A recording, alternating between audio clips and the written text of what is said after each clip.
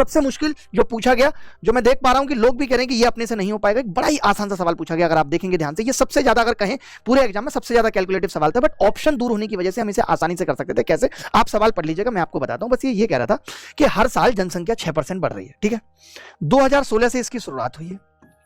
2018 की जनसंख्या दे रखी है 50,000 है, और 2020 की जनसंख्या दे रखी है, वो कितनी है?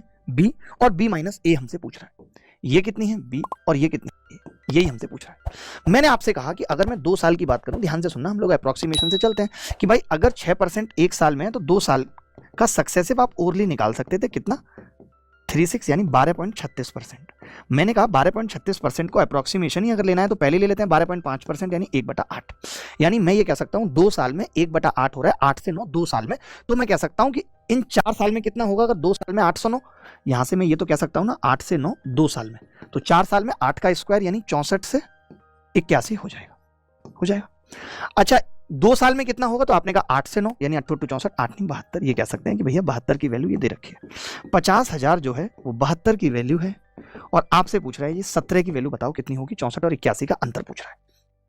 लगभग अगर आप देखें तो ये 17 से कितनी बार कट रहा है? 17 चौका 68। 4 पॉइंट कितनी बार कट रहा है? तो आप कहेंगे 17 चौका 68, 4 और बचेगा, 17 दूनी 34, 4.2 बार। अगर नीचे 4 होता तो उत्तर 12,000 समथिंग आ जाता। अगर नीचे 4 होता तो 12,500 उत्तर आ जाता, लेकिन 4.2 है तो 12,500 से भी उत्तर कम होगा, यानी उत्तर कितना होगा? 11,680। जबरदस्त सवाल था। आप एग्जैक्ट भी निकालेंगे तो भी लगभग 11,800 के आसपास उत्तर आ जाएगा। इस सवाल को करने का ये बेहतर तरीका था।